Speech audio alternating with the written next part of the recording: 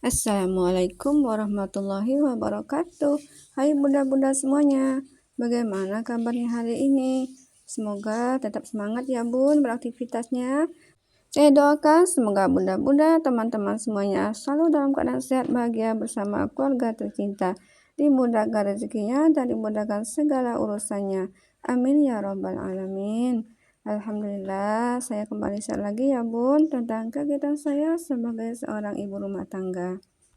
Saya awali kegiatan saya hari ini di sore hari ya bunda-bunda. Nih saya mau masak ikan bawal, mau masak singgang. Nah ini terlebih dahulu saya tumis bawangnya untuk taburan nanti. Biasa kalau masak singgang bawang merahnya itu untuk taburan aja ya bunda-bunda. Dan adapun bumbu halusnya saya giling jahe dan juga kunyit dikasih garam. Kemudian bumbu halusnya saya tumis dan saya kasih cabai merah besar 3 buah atau boleh pakai cabai rawit ya bunda-bunda sesuai dengan selera kita masing-masing. Dan setelah bumbunya masak, saya masukkan air 2 gelas atau sesuaikan dengan selera kita aja ya bunda-bunda. Dan ini setelah airnya mendidih, saya masukkan ikan bawalnya. Saya beli ikan bawalnya 4 ekor ya bunda-bunda. Saya kasih 3 ekor untuk masak singgangnya, 1 ekor saya sisihkan untuk digoreng untuk anak-anak kalau mereka ada yang nggak suka ya masak singgang. Nah tadi setelah ayam mendidih saya masukkan tomatnya saya kasih 2 buah.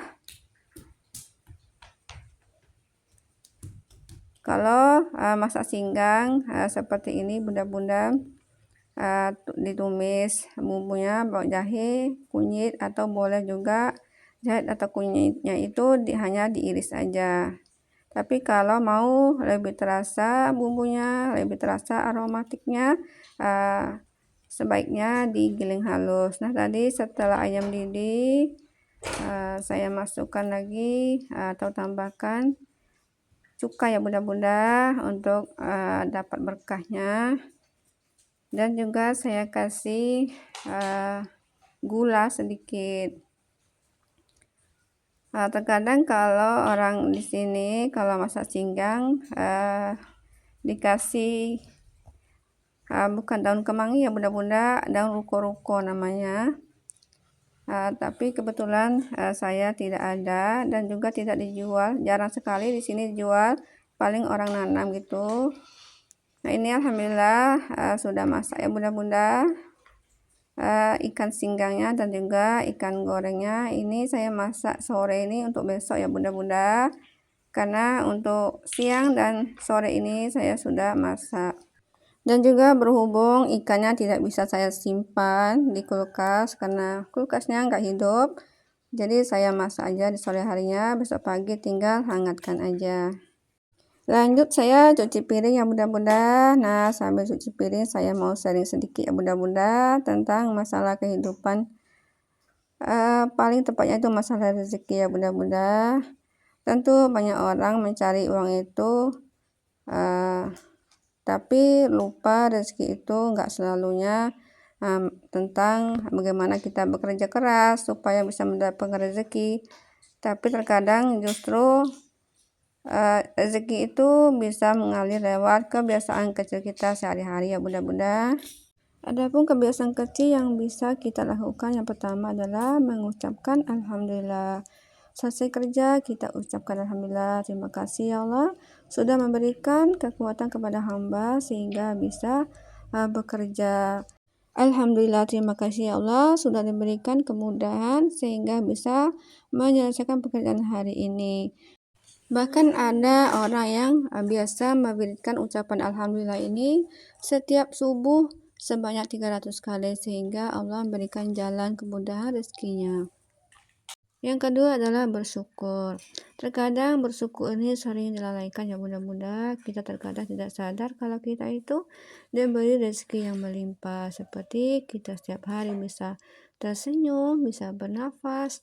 Setiap hari kita bisa bangun dari tidur kita sehingga kita bisa beraktivitas lagi. Kita bisa mengurus rumah, bisa mengurus anak-anak. Nah, dengan bersyukur ini Allah SWT akan memudahkan jalan rezeki buat kita.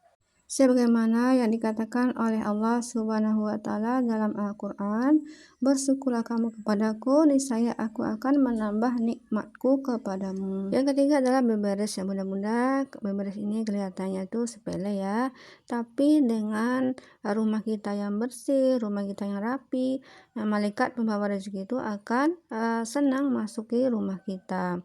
Terus sebaliknya kalau rumah kita kotor, rumah kita berantakan, malah setan yang suka memasuki rumah kita.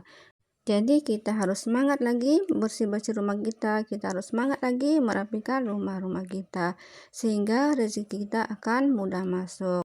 Yang keempat, mendoakan orang lain dengan diam-diam. Jika kita melihat orang lain senang, diberikan rezeki yang berlimpah, maka doakanlah, "Ya Allah, semoga rezeki orang itu makin lancar." Maka tanpa sadar Allah Subhanahu wa Ta'ala akan memudahkan jalan rezeki untuk kita juga. Maka tanpa sadar malaikat pun akan mendoakan rezeki yang berlimpah untuk kita juga. Yang kelima, memberi saat sempit.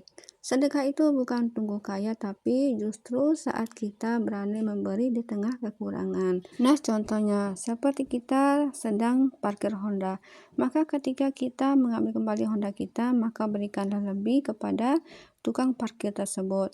Atau ada orang yang sedang meminta-minta, maka kita berikanlah sedekah kepada orang tersebut hanya 1.000 atau 2.000. Dengan sedikit harta yang kita keluarkan tadi, rezeki yang datang bukan hanya uang, tapi pertolongan, jalan keluar, dan ketenangan akan kita raih. Nah, semoga dengan hal-hal kecil ini Allah SWT memudahkan jalan rezeki buat kita semua. Amin. Nah, saya akhiri dulu vlog saya kali ini. Terima kasih. Semoga ada manfaatnya. Wassalamualaikum warahmatullahi wabarakatuh.